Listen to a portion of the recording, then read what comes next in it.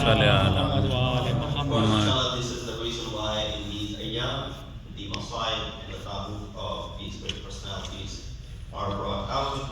I thought it would be befitting if we discuss about our Prophet briefly from the ayat of Quran. I recited this ayat number 21 from Surah Ahzab. In this Allah subhanahu wa ta'ala sets the standard and very high. He said, "لَقَدْ كَانَ لَكُمْ فِي رَسُولِ اللَّهِ that if you are looking for a role model, if you're looking for uswa, which I'll explain the word in detail, then look no further than the personality of Rasul. Because in his personality you will find an all-encompassing role model for yourself. Something for which you don't have to look further beyond anyone else. You'll find it all completely in one person, and that is the Zat of Rasulullah. Why? لِمَنْ كَانَ يَرْجُو اللَّهَ وَالْيَوْمَ الْآخِرَةَ وَذَكَرَ اللَّهَ كَثِيرًا. The Messenger of God is certainly a good example for those of you who have hope in Allah and in the Day of Judgment. So therefore, one thing could be clarified over here. Those who don't have any hope in the Day of Judgment, those who don't have any hope of meeting Allah subhanahu wa ta'ala, then they don't take Rasulullah as their role model and as their example. And these are the people also and who remember Allah very often. Because when you remember a Prophet, you're in reality remembering Allah subhanahu wa ta'ala.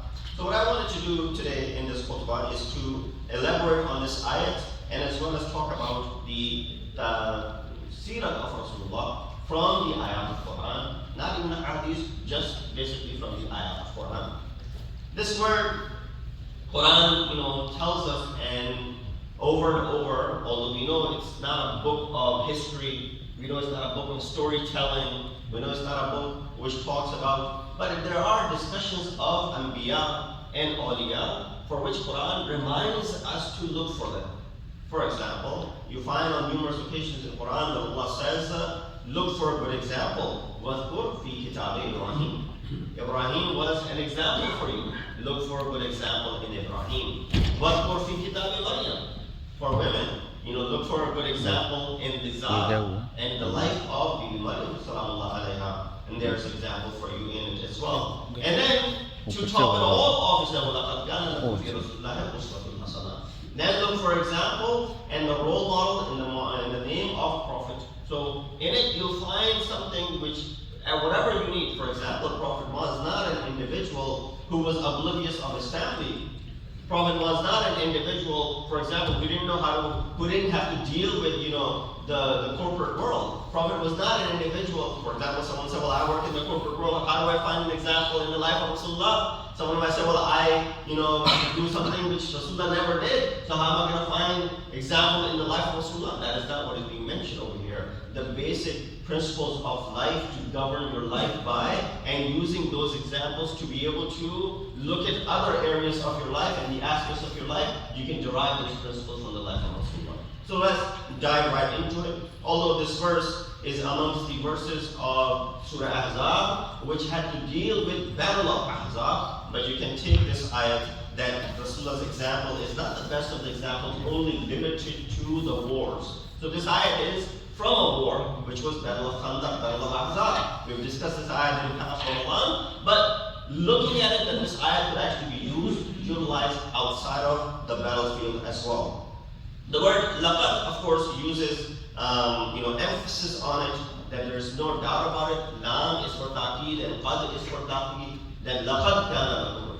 There's no other, there's no loose ends as far as this ayat is concerned, as far as the indication of this ayat is concerned, as far as the emphasis of this ayat is concerned. Word kana, laqad kana, reflects on fortitude and being imminent, meaning that he was an example for all mankind and for all times. His time may have been 14 centuries ago that he lived, but that does not mean that he's only a good role model for people who lived 14 centuries ago. His legacy continues, and even today you can apply the same principles by which he stood by and by which the ones that he had propagated, and they can be implemented today as well. Many of the things that people of the past had said or worked upon, well, those are not applicable anymore, but not as far as the ahkam that Rasulullah has brought. Why? These ahkam are not from him as a person of Rasul. These ahkam are from Allah subhanahu wa ta'ala who devised this universe, who created this universe for a time period, and he knows that there is no expiry date on the ahkam that Rasulullah is being brought with.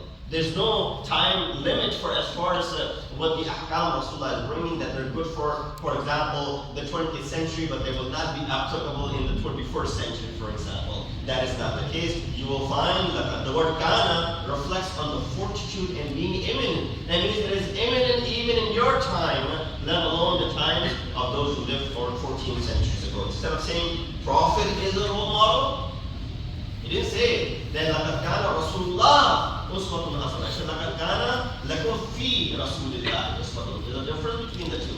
Had Allah said لَقَدْ كَانَ رَسُولُ اللَّهِ أُسْوَةٌ حَسَنَةٌ, it would have been translated as the Rasulullah is the Uswa. It says لَقَدْ كَانَ لَكُمْ فِي, فِي Rasulullah, in the life of Rasulullah, or in Rasulullah, Prophet is a role model. No. Allah says you will find in him the best of the models. There's a difference between the two things. And the word uswa, of course, comes from ta'assi, by following others, Bayrabi, from Quran, and of course, this is the reason the word uswa is being used for the reason of ta'assi, for the reason of following. One example of Hazrat Ibrahim, and inshallah the example of Rasulullah will be mentioned over here. Sallu ala Muhammad wa ala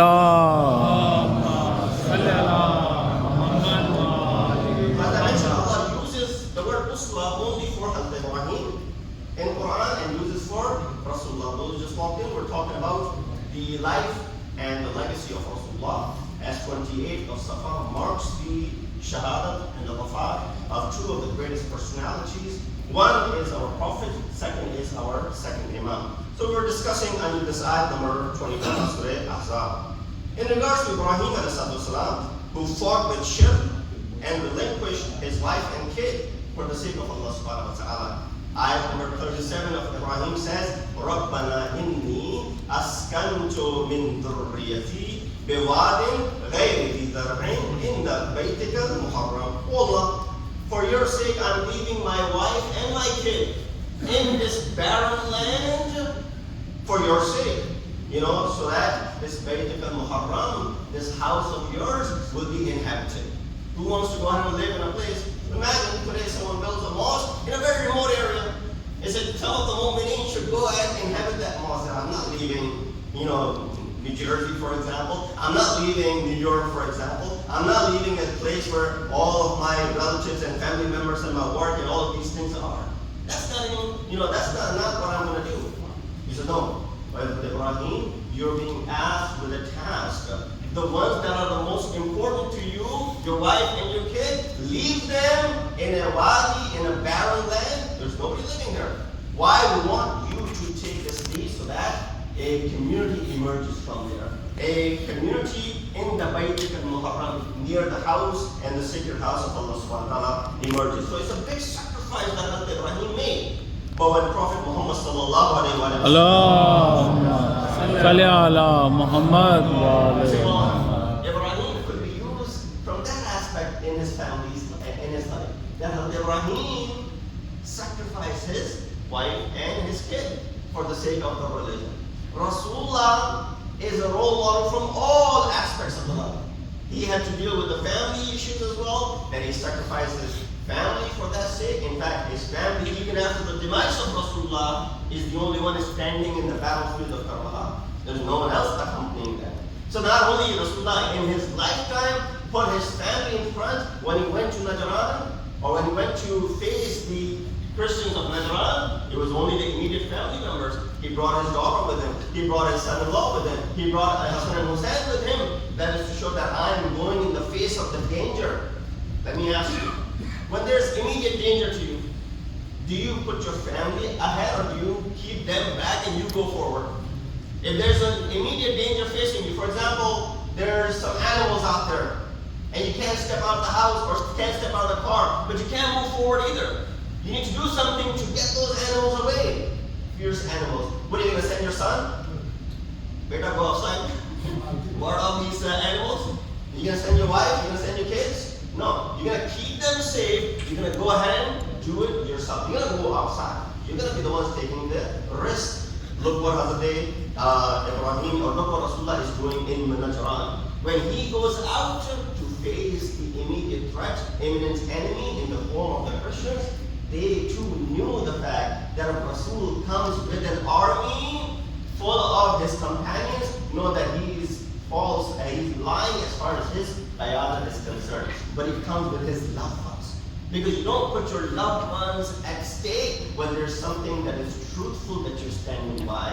The fact that the Christians of Najran understood the reality of the religion of Islam is only through the fact that Rasulullah brought his immediate family members and he did not bring anyone else along with him. Sallu ala Muhammad wa alihi.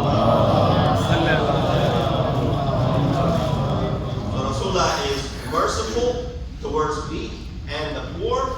Ayat of Quran reflect on that. Rasulullah's simplicity, the way he lived his life from time when he had nothing, right? From the time when he had the rule of the entire Arabia in his possession. Look at someone who engages into some work and gains some power. Until yesterday they were unknown. Today there's some power in their hand. How? Right away that person's personality changes. I'm not saying this is the rule for everyone. There are many whose personality does not change. But the majority, you'll see that as soon as they're given some sort of power, what happens? They'll start feeling that they're proud of something or they can take advantage of that, and right away they will take advantage of that. But Rasulullah's lifestyle, at the time when he had nothing, all of the Arabia was against him, Quraysh were against him, and they were plotting against him. Rasulullah stood by. And Rasulullah lived the same as well. He didn't have anything at that time. So for him to live that sort of life, it doesn't make any difference. There's no skill in it. But now in Medina, when he has the possession of entire peninsula in his hands, look at the lifestyle of the same Rasul. Does anything change? No, the simplicity, the way he lived from the time when he had nothing, from the time when he had power all over Arabia, lifestyle did not change. Encouragement in attaining knowledge.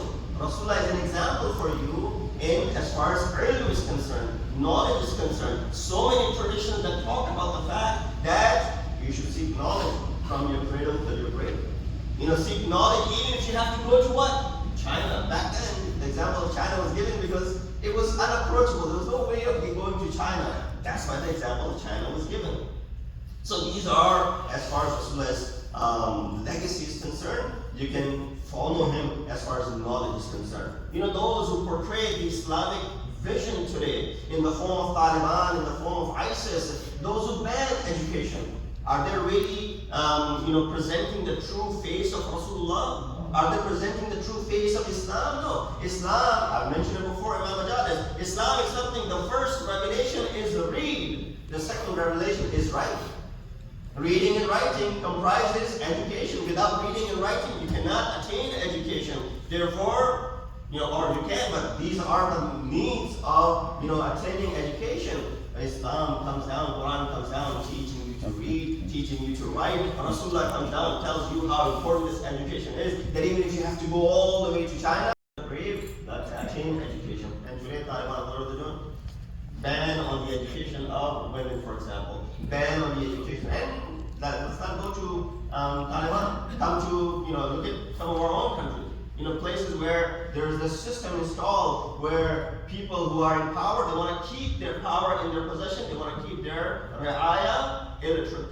They don't want them learning anything. They don't want them attaining any sort of knowledge. Because if they learn and they get educated, then they'll question our validity. Then why are you in power? How come you're getting to lead us, for example? Why is it allowed for you, for example? That is the reason they'll keep them what? Without education, keep them illiterate. But that is against the legacy and the seerah of Rasulullah. He's uswatun hasana for you because he wants you to be educated. When it comes to worship, Rasulullah is a complete role model when it comes to worship. In fact, Quran goes to the extent telling Rasulullah, O Rasul, little bit less as far as your ibadah is concerned. We have hard time performing our 5-time wajibat, have hard time getting up for the Fajr Salat, have hard time, living by these 5 prayers that Allah has made obligatory after the discount that was given to us, by the Shifarish of Hazrat Musa alayhi salam, let alone, doing any other mustahabah. Rasulullah, on the other hand, said, well, he had a lot of time. No, he didn't have a lot of time. You have, and I'll give you an example without any joking. Those jokes, they're not intended to be any joke in it. You spend life with one job, with one wife, with one house, for example, and you can't find time for masjid. You can't find time for majlis. You can't find time for namaz. Rasulullah is the leader of the ummah. And I'll come towards the end. His responsibility is not dealing with one wife. He's got not that dealing with it. He's that wife to have his hands full from that aspect as well. From when it comes to, a lot of times we say, well, because family is not allowing me to do these things. Children are taking my time. Family is taking my time. That is one of the excuses that you get from people. Especially when people get married, you rarely see them in masjid.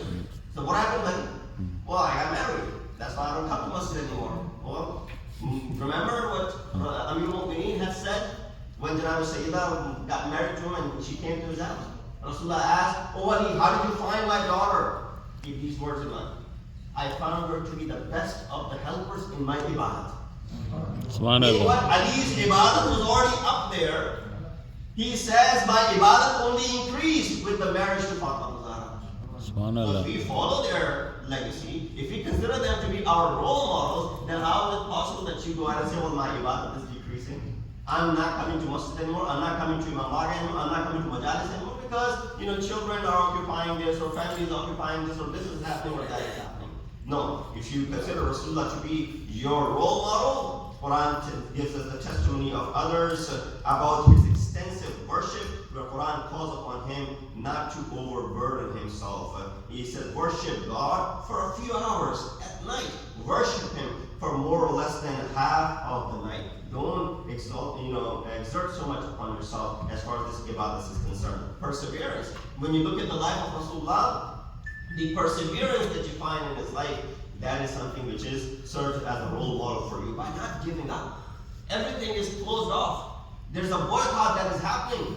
For 3 years, Shaykh Abi Talib is your residence. You're not allowed the basic necessities of the life. How many people will stand by you? In fact, you yourself will say, well, that is it. Let me just give in. Just like the case when Imam Hussein was leaving, many people gave him the opinion saying, Imam, stay back. And then you will be spared. Your family will be spared. No one will come, take away your wealth or your family. Nothing will happen to you. Stay. Imam could have just taken that path, stayed back home, and Karbala would have never happened, for example. Rasulullah could have done the same thing. He could have given in to the demands of the Quraysh. He would have to spend those 3 years in Shaykh Abi Talib, where they had barely anything to eat. They were eating leaves. The leaves that are edible, they were eating those to be able to survive. That is how difficult it was. But taking upon all of these challenges, perseverance, not giving up in the most difficult of the times, when family members were against him, and people taunted him, they hurt him, his uncles were plotting against him. Rasulullah steadfast, he was firm when it came to his message. Not for a moment that he turned around. He said, if they were to put sun in my right hand and moon in my left hand, by God, I will not stop preaching the message of Allah subhanahu wa ta'ala. Sallallahu alaihi wa sallam.